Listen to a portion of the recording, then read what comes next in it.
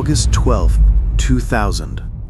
The Barents Sea, above the Arctic Circle.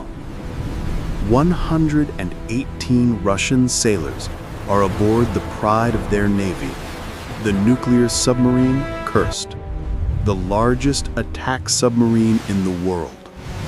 At 11:28 a.m., two explosions tear through the vessel. The Kursk plunges 350 feet to the seafloor. 95 men die instantly, but 23 survive, trapped in the rear compartment, waiting for rescue. For 8 hours, they bang on the hull, SOS in Morse code. Rescue ships above can hear them. They know exactly where the survivors are. But Russia's President Putin is on vacation. He refuses to return. He refuses international help. For 5 days, he says no to British and Norwegian divers who beg to assist. By the time help finally arrives, all 23 men are dead. One officer left a note. "None of us can get to the surface." The note was dated just 2 hours after the explosion.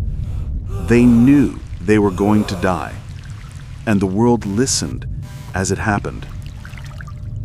This is the story of the Kursk, the disaster that Putin tried to hide. The Barents Sea, August 10, 2000. The K-141 Kursk is a Project 949A Oscar II class nuclear submarine. At 505 feet long and weighing 24,000 tons, she's a giant, 3 times larger than most American attack subs. Built in 1994, the Kursk represents Russia's attempt to maintain naval superiority after the collapse of the Soviet Union. She's armed with 24 Granite cruise missiles, each one designed to sink an American aircraft carrier. The submarine cost over $1 billion to build. Her mission? Hunt and destroy carrier strike groups. The crew of 118 are among Russia's finest, young, highly trained, elite. Many come from Kursk and surrounding areas, sons of naval families. Captain First Rank Gennady Lyachin, age 45, commands the vessel. He's an experienced submarine captain with an impeccable record. On August 10th, the Kursk departs from Vidyayevo Naval Base to participate in Summer X, the largest Russian naval exercise in over a decade. It's Russia's chance to prove that despite economic hardship, their navy still commands respect. Over 50 ships and submarines gather in the Barents Sea. The Russian aircraft carrier Admiral Kuznetsov and battlecruiser Pyotr Veliki lead the exercise. Fighter jets roar overhead. This is a show of strength. The Kursk's role is clear. Simulate an attack on the Kuznetsov using practice torpedoes. It's a routine drill the crew has performed many times. But this time, the Kursk is loaded with a full complement of live weapons. 24 cruise missiles, 24 torpedoes, including the massive Type 6576A super heavyweight torpedoes, each weighing 4.5 tons. These particular torpedoes use hydrogen peroxide as fuel, a chemical so unstable that Britain's Royal Navy banned it decades ago after multiple accidents. The fuel is cheap, but extremely volatile. Any leak, any crack in the fuel chamber, any contact with certain metals, and it explodes. August 12, 2000, 11:20 a.m. The Kursk maneuvers into attack position. Captain Lyachin radios exercise control, preparing to execute mock torpedo attack. In the forward torpedo room, crew members prepare to launch 2 practice torpedoes. Everything follows protocol. The procedure is routine. But in tube number 4, something has gone catastrophically wrong. One of the Type 6576A torpedoes has developed a leak. Hydrogen peroxide is seeping from the fuel chamber. When it contacts the bronze and brass fittings in the torpedo tube, a violent chemical reaction begins. The crew in the torpedo room have seconds to react. At 11:28 a.m., the first explosion rips through the forward compartment. The blast is equivalent to 220 pounds of TNT. It registers 2.2 on seismometers across northern Europe. On the battlecruiser Pyotr Veliki, 12 miles away, sailors feel the ship shake. Inside the Kursk, The forward torpedo room becomes an inferno. The explosion kills most of the men there instantly. Fire spreads, smoke fills compartments. But the worst is yet to come. 2 minutes later, at 11:30 a.m., the fire reaches the other torpedoes. 7 more torpedoes detonate simultaneously. The second explosion is catastrophic, equivalent to 5 tons of TNT. It registers 4.2 on the Richter scale. Seismometers in Alaska detected. The bow of the Kursk is obliterated.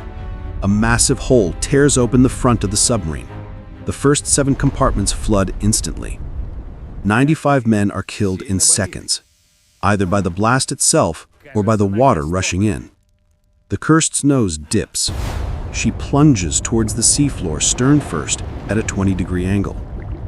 At 11:32 a.m., just 4 minutes after the first explosion, the Kursk hits bottom, 350 feet down. The impact is violent.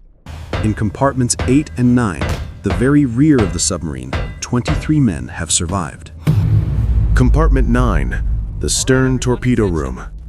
Lieutenant Captain Dmitri Koselnikov and 22 other sailors are alive, but they're trapped. The watertight doors between compartments have sealed automatically. 7 compartments ahead of them are flooded or destroyed. There's no way forward, no way out. Emergency lighting flickers on. The compartment is tilted at a severe angle. Equipment has crashed to the floor. Men are injured, some badly. They can hear water. The submarine is damaged. It's only a matter of time before their compartment floods too. Koselnikov takes command. He's 27 years old, calm, professional. He gathers the men, takes a head count, 23 survivors. Using a hammer, they begin banging on the hull in Morse code. SOS, SOS, SOS. Above them, on the surface, Russian naval vessels detect the explosions. Exercise control loses contact with the Kursk. They know something terrible has happened, but it takes hours for the Russian Navy to organize a response. President Vladimir Putin, just months into his first term, is on vacation in Sochi on the Black Sea.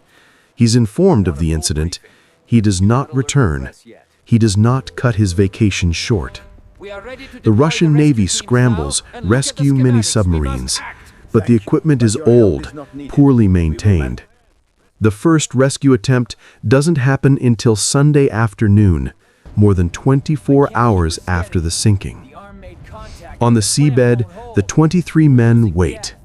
They bang on the hull. They know rescue will come. They have to believe it. But in compartment 9, another enemy is closing in. The explosion has damaged systems throughout the submarine. A fire has started somewhere in the compartment. It's producing carbon monoxide, a colorless, odorless, deadly gas.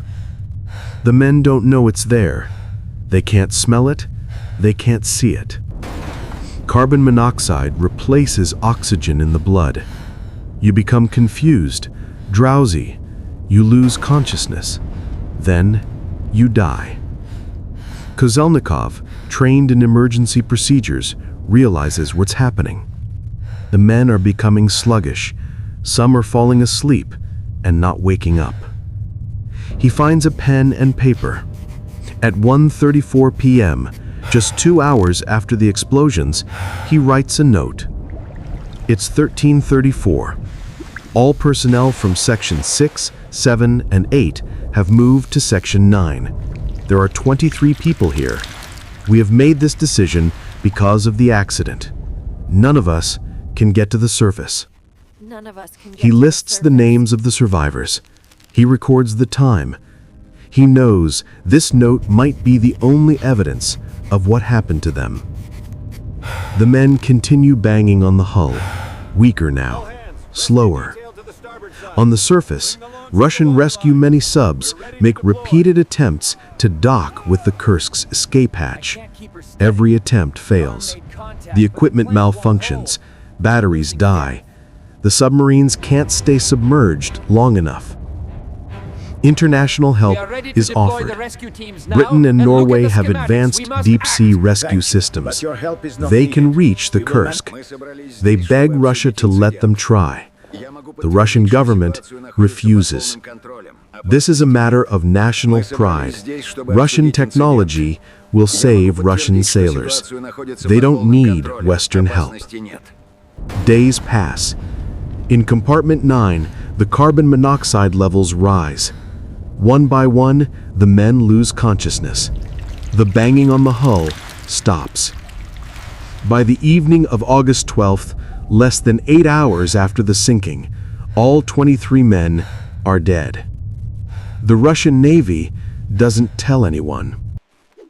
Putin remains on vacation until August 21st, 9 days after the disaster. By the time he finally visits the site, the entire crew has been dead for over a week. On August 17th, Russia finally accepts international help. British and Norwegian divers arrive. On August 21st, they open the rear escape hatch. They find 23 bodies, all dead from carbon monoxide poisoning. Some are in sleeping positions. Some still clutch the hammers they used to bang on the hull. They find Koselnikov's note in his pocket, the final testimony of men who died waiting for a rescue that came too late. The Russian Navy immediately begins damage control, not for the submarine, for their reputation. Admiral Vyacheslav Popov, commander of the Northern Fleet, holds a press conference on August 13th, the day after the sinking. He talks about the success of the naval exercise. He doesn't mention the Kursk. When pressed by journalists, he claims the submarine collided with a NATO vessel. He provides no evidence. Later, he suggests it hit a World War II mine. Again, no evidence. The Navy refuses to release the names of the crew. Families gather at the naval base in Vidyayevo, desperate for information. They're given nothing. For 2 days, the Russian government doesn't even acknowledge publicly that a submarine has sunk. Putin's approval ratings plummet. Television channels, still privately owned at the time, broadcast scathing coverage. They compare the government's response to Chernobyl. One moment becomes iconic. Putin meets with families of the victims on August 22nd. A widow confronts him. She's injected with a sedative mid-sentence and dragged away while cameras roll. The image horrifies the world. The official investigation begins, but it's secretive from the start. In December 2000, Russian officials finally admit the truth. A torpedo exploded. Hydrogen peroxide fuel leaked. The crew wasn't properly trained to handle these torpedoes. Equipment was faulty. Safety protocols were ignored. A secret internal report is devastating.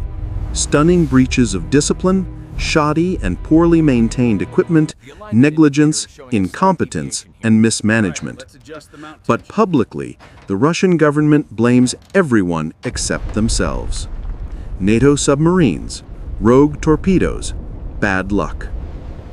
In October 2001, an international salvage operation raises the Kursk from the seafloor. The bow section, too damaged and radioactive, is left behind and sealed with concrete. The salvaged portion is brought to a dry dock. Investigators examine every inch. They recover the bodies.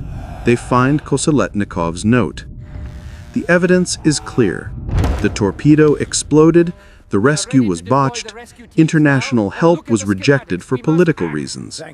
23 men died needlessly. But the Russian government issues only a 4-page public summary of the 133-volume official report. The rest remains classified. No senior officials are held accountable. Admiral Popov is quietly fired. A few junior officers are disciplined. That's it. For Putin, the Kursk disaster is a PR catastrophe, but it teaches him a valuable lesson: control the media. Within 2 years, Putin seizes control of Russia's major television networks. Critical coverage of the government disappears. Independent journalism is crushed. Today, most Russians under 30 have never heard of the Kursk. State media doesn't mention it. It's been erased from public memory. But the families remember. The 118 names carved on memorials remember. And the note in Koselnikov's pocket remembers, none of us can get to the surface. The Kursk disaster changed submarine safety procedures worldwide. Hydrogen peroxide torpedoes were permanently banned by Russia. Training protocols were overhauled. Rescue equipment was modernized. International submarine rescue cooperation agreements were signed. The same agreements Putin rejected in 2000. But for the 118 families, these changes came too late. Of the 118 crew members, 23 might have been saved if Russia had accepted help immediately, if Putin had prioritized rescue over pride, if equipment had been maintained properly. Today, memorials stand in St. Petersburg and Vidyayevo. Names engraved in stone, flowers laid annually. The wreck of the Kursk's bow section remains on the seabed, sealed in concrete, a tomb for the men who died instantly. The salvage portion of the submarine was eventually scrapped, but not before Koselnikov's note was recovered and preserved. It's now in a Russian naval museum, a testament to men who knew they were dying and documented it for those who would come after. It's dark here to write, but I'll try by feel, Koselnikov wrote in his final lines. It seems like there are no chances, 10 to 20%. Let's hope that someone will read this. Here's a list of personnel from Sections 7 and 8 who are now in Section 9 and will try to get out. He drew arrows on the paper, instructions for rescue. Even in his final moments, he was a professional naval officer trying to help those who would come after. All 23 men who survived the initial explosions died waiting, listening to rescue attempts above them, hoping, until the carbon monoxide took them. Putin's handling of the Kursk became a defining moment of his early presidency. He learned to control information, to suppress dissent, to project strength even when facing catastrophic failure. The Kursk disaster taught the Russian government a lesson. Don't let the media tell the story. And for 20 years, they haven't. The Kursk submarine disaster shows us what happens when pride matters more than lives. When politics trumps rescue. When governments choose silence over transparency. 118 men died, 23 of them needlessly, waiting for help that came too late because of political decisions. If this story made you think about what governments hide from us, hit that subscribe button. We're uncovering maritime disasters where the official story doesn't match the evidence. Drop a comment. Do you think Putin made the right call refusing international help for 5 days? What would you have done? Thanks for watching. Remember the 118. And never forget, when pride comes before people, tragedy follows. The Kursk, 118 souls, 23 waited to die. The ocean floor remembers what Russia forgot.